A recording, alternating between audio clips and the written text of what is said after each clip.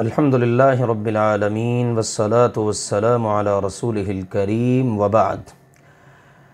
مسائل قربانی کے ضمن میں آج انتہائی اہم موضوع بیان کرنے جا رہے ہیں، اور وہ موضوع ہے حیوانات کو ذبح کرنے کا طریقہ اور اونٹ کو نحر کرنے کا طریقہ، کیونکہ ہمارے ہاں بہت سارے مسلمانوں کو پتہ ہی نہیں کہ ان کو ذبح کرنے کا یا اونٹ کو نحر کرنے کا مسنون طریقہ کیا ہے۔ یاد رکھیے، جانوروں کو ذبح کرنے کے لیے کچھ شرائط اور آداب ہیں اور سنن ہیں جن کو ملحوظ خاطر رکھنا از حد ضروری ہے، حتیٰ کہ اگر ان کو ملحوظ خاطر نہ رکھا جائے تو بعض اوقات ایسا بھی ہو سکتا ہے کہ ذبح کیا ہوا جانور وہ حلال کی بجائے حرام قرار پائے۔ تو آئیے نوٹ کیجئے، ذبح کرنے کے لیے 4 شرطوں کا ہونا ضروری ہے۔ نمبر 1، ذبح کرنے والے کی اہلیت ہو، یعنی وہ اس قابل ہو کہ وہ ذبح کر سکے، اور عاقل ہو، چاہے مسلمان ہو یا اہل کتاب میں سے یعنی یہود یا نصارہ میں سے ہو، لیکن ہو عاقل اور شعور والا، سمجھدار، کیونکہ نبی اکرم صلی اللہ علیہ وآلہ وسلم نے اپنی احادیث مبارکہ میں اس بات کو واضح کر دیا ہے کہ انما الاعمال بالنیات وانما لکل امرئ ما نوى۔ صحیح بخاری شریف میں حدیث ہے کہ تمام اعمال کا انحصار نیتوں پر ہے، اور ہر شخص کے لیے وہی ہے جس کی اس نے نیت کی۔ اب جو عاقل ہوگا، بالغ ہوگا، اہلیت رکھتا ہوگا، وہی اچھی نیت کر سکتا ہے۔ اسی طرح اہل کتاب کا کھانا قرآن پاک میں سورۃ المائدہ میں اللہ تعالیٰ نے ذکر کر دیا ہے کہ وہ تمہارے لیے حلال ہے۔ دوسری شرط آلہ ہے، یعنی ہر وہ آلہ جس کے ساتھ آپ نے جانور کو ذبح کرنا ہے، اور وہ آلہ جو اپنی دھار کے ساتھ خون بہا دے، لیکن دانت اور ناخن یہ 2 چیزیں ایسی ہیں کہ ان کے ساتھ کیا ہوا ذبح وہ جائز نہیں ہے۔ صحیح بخاری شریف میں ہے کہ جو چیز بھی خون بہا دے اسے کھا لو، لیکن وہ دانت اور ناخن نہ ہو۔ تیسری شرط ہے گلا کاٹنا۔ گلا کاٹنے سے مراد ہے سانس اور کھانے کی رگیں، جانور کے سانس لینے کی اور کھانے کی جو رگیں ہیں نا وہ کاٹنا۔ سنن ابی داود میں سیدنا ابو ہریرہ رضی اللہ تعالی عنہ سے مروی ہے، رسول اللہ صلی اللہ علیہ وآلہ وسلم نے شیطان کے نشتر سے منع فرمایا، اور فرماتے ہیں اس سے مراد وہ نشتر ہے جو ذبح کے وقت جلد کو تو کاٹ دے لیکن گردن کی رگوں کو نہ کاٹے۔ اوپر سے جلد کٹ گئی لیکن گردنیں نہ کٹیں، یہ شیطان کا نشتر ہے، اور رسول اللہ صلی اللہ علیہ وسلم نے اس سے منع فرمایا۔ اور یہ اصول یاد رہے کہ نہیں کا تقاضا تحریم ہوتا ہے، یعنی جو آپ نے منع فرما دیا ہے نا، اب اس سے مراد کیا ہے؟ یہ حرام ہے، لہٰذا اس سے بچنا چاہیے۔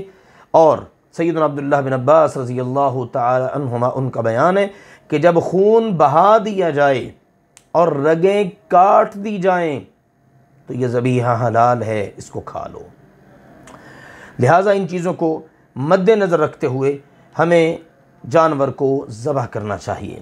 سیدنا ابو ہریرہ رضی اللہ تعالیٰ عنہ سے روایت ہے، نبی اکرم صلی اللہ علیہ وآلہ وسلم نے بدیل بن ورقا کو بھیجا کہ مینا کی وادیوں میں یہ اعلان کر دو کہ جس جگہ سے جانور ذبح کرنا ہے وہ حلق اور گردن اور سینے کے درمیان کا گڑھا ہے۔ جہاں سے آپ نے ذبح کرنا ہے نا، گردن اور سینے کے درمیان میں جو ایک گڑھا بنتا ہے نا وہ ہے، اور وہی حلق ہے، وہیں سے آپ نے اس کو کاٹنا ہے، تو وہاں سے آپ نے جانور کو ذبح کرنا ہے۔ چوتھی شرط یہ ہے، اللہ سبحانہ و تعالیٰ کا نام لے کر آپ نے ذبح کرنا ہے، بسم اللہ اللہ اکبر۔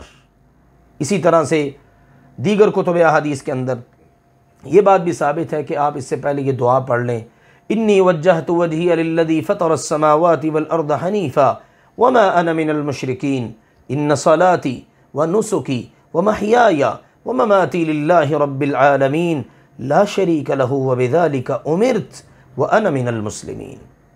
بے شک میں نے اپنا چہرہ اللہ کے لیے سیدھا کر لیا، میں اپنے اللہ کی طرف متوجہ ہو گیا، وہ اللہ جس نے آسمانوں اور زمین کو بنایا، میں یکسو ہوں، میرا شرک کرنے والوں سے کوئی تعلق نہیں، بے شک میری نماز، میری قربانی، حتیٰ کہ میری زندگی اور میری موت اللہ کے لیے جو سارے جہانوں کا رب ہے، اس کا کوئی شریک نہیں، اور مجھے اسی بات کا حکم دیا گیا ہے اور میں سب سے پہلے اس کو تسلیم کرنے والا ہوں۔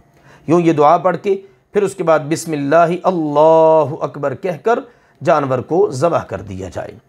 یہ 4 شرطیں ہیں، ٹھیک ہے۔ سب سے پہلی شرط کیا ہوئی کہ آپ نے جانور کو ذبح کرنا ہے، تو اس کے لیے ذبح کرنے والے کا عاقل ہونا، اہلیت کا حامل ہونا یہ ضروری ہے۔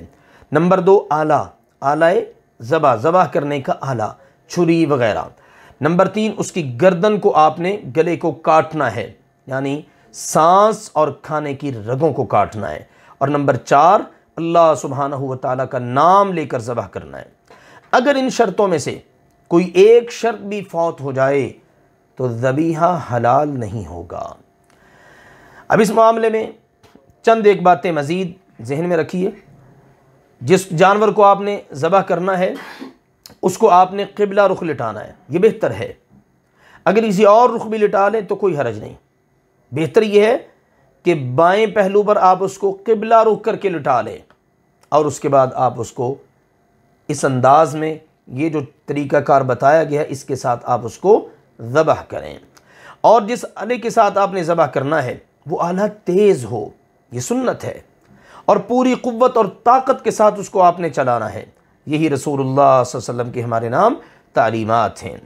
اور یہ بھی کہ جس جانور کو ذبح کرنا ہے، آلہ ذبح یعنی چھری وغیرہ اس کو وہ جانور دیکھ نہ رہا ہو، نہ اس کے سامنے آپ نے اس کو تیز کرنا ہے۔ اسی طرح ذبیحہ کو، جانور کو دوسرے جانوروں سے بھی چھپا کر رکھنا ہے، یعنی آپ نے بالکل اس کو علیحدگی میں دوسرے جانوروں کے سامنے آپ نے اس کو ذبح نہیں کرنا۔ تو یہ تعلیم ہے اور یہ سنن ہے۔ اسی طرح سے جانور کے ٹھنڈا ہونے یعنی اس کی روح کے بدن سے نکلنے تک آپ نے اس کی کھال نہیں اتارنی۔ آپ نے اس کا گلا کاٹ دیا ہے، اب اس کے بعد آپ اس کو آرام دیں، اس کی روح نکل جائے، اور اس کے بعد آپ نے گردن توڑنی ہے، کھال اتارنی ہے۔ سیدنا ابو ہریرہ رضی اللہ تعالی عنہ سے مروی ہے، دارقطنی میں یہ حدیث ہے کہ نبی اکرم صلی اللہ علیہ وسلم نے بدیل بن ورقا کو بھیجا کہ منا کی وادیوں میں اعلانات کر دو۔ ان اعلانات میں سے ایک یہ بھی تھا کہ جانوروں کے جسموں سے روحوں کے نکلنے سے پہلے جلدی نہ کرو۔ ایسا نہ ہو کہ ابھی جانور بیچارہ تڑپ رہا ہے اور تم اس کی کھال اتارنا شروع کر دو، تم اس کی گردن ہی توڑ کر الگ کر دو۔ بعض قصائی اس طرح کرتے ہیں، چھری پھیرتے ہیں اور سانس اور کھانے کی رگوں کو کاٹنے کے ساتھ ساتھ اس کی گردن بھی کاٹ کر فوراً جدا کر دیتے ہیں۔ یہ بالکل جائز نہیں ہے، یہ غلط طریقہ ہے۔ لہٰذا اس طریقے کے مطابق آپ نے جانور کو ذبح کرنا ہے۔ لیکن اونٹ کو نہر کرنے کا طریقہ ہی بالکل مختلف ہے، اور یہ بڑی اہمیت کا حامل معاملہ ہے۔ اونٹ کو نہر کرنے کے لیے آپ کو اونٹ کو لٹانا نہیں ہے، آپ نے اس کو لٹا کر ذبح نہیں کرنا، یہ بالکل غلط ہے۔ رسول اللہ صلی اللہ علیہ وسلم کا طریقہ مبارک کیا تھا، صحابہ کرام کا طریقہ کیا تھا؟ سنن نبی داود میں حدیث موجود ہے، ان النبی صلی اللہ علیہ وسلم و اصحابہ كانوا ينحرون البدنۃ۔ نبی اکرم صلی اللہ علیہ وسلم اور صحابہ کرام رضوان اللہ علیہم اجمعین اونٹوں کو اس حالت میں ذبح کیا کرتے تھے کہ معقولۃ الیسریٰ، ان کی بائیں ٹانگ آگے والی وہ فولڈ کر کے اس کو باندھ دیتے، قائمۃ علی ما بقی من قوائمہا، اور وہ اپنی باقی 3 ٹانگوں پر کھڑا رہتا، اور یوں اس کو کھڑے کھڑے کو وہ نہر کر دیا کرتے تھے۔ آلہ نہر کے ساتھ اس کی گردن میں نیچا جو حلق بنتا ہے، جو گڑا بنتا ہے گردن اور سینے کے درمیان میں، وہاں پر اگر اس آلے کو کے ساتھ وار کیا جائے تو اس کے ساتھ اس کا پھر خون نکلنا شروع ہو جاتا ہے، اور آہستہ آہستہ وہ خود ہی اپنے پہلو کے بل گر جاتا ہے۔